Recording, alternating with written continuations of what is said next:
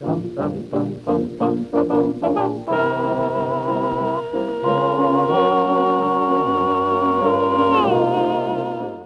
araw. Andito tayo ngayon sa tindahan ni Tado. Ito ka. Ito ka rin ah. Ito ka. Eh, mo talaga eh. Wak.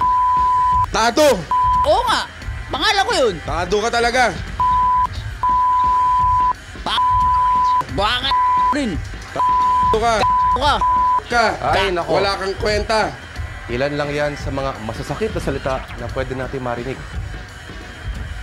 Ito pala to. Ano nga ba'y kasabihan?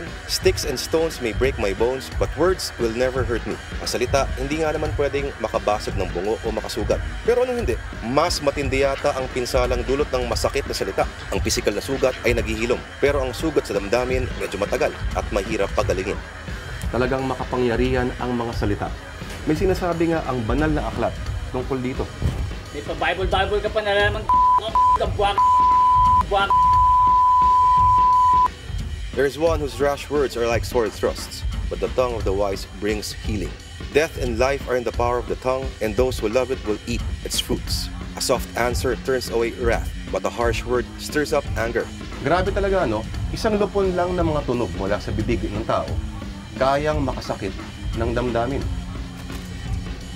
Kaya naman madalas, pinagmumulan ng gulo. Tado ka. Para Team Manila lang, pinagtatampuhan mo pa. Sakit mo naman magsalita, pre. Sensitive ako. Parang ito, ang maestra ng matatalas at masasakit na salita.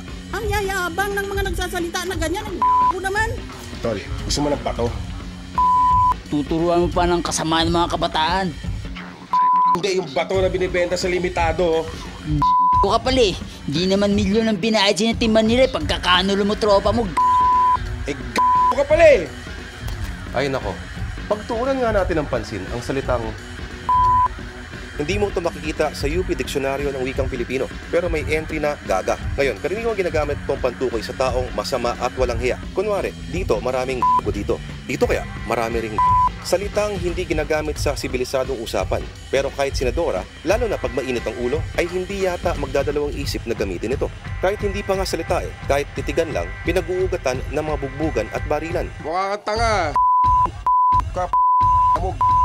Masakit, malupit. Tao lang ang nilalang na may gantong klaseng kakayahan. Ang kakayahan ng pananalita, lingwahe, ang isang pangunahing katangian, kaya angat ang uri natin sa mga hayop. Pero hindi kaya nagiging animal din tayo pag hinahayaan nating lumabas ang ganito sa ating mga bibig. Kapag hindi tayo nag-ingat.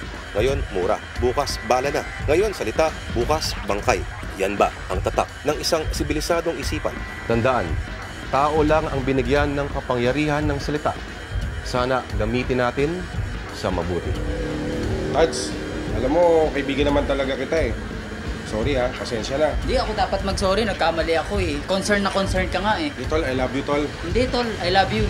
I love you, tol. Mas I love you talaga. Hindi. I love Mas you. I love you more, tol. Tol, Saka, sorry. tol, I love you. Concern maraming bata nanonood, so dapat hindi tayo maging ganyan. Tama. Alam mo ba ano sabi sa Biblia? Meron? Oo.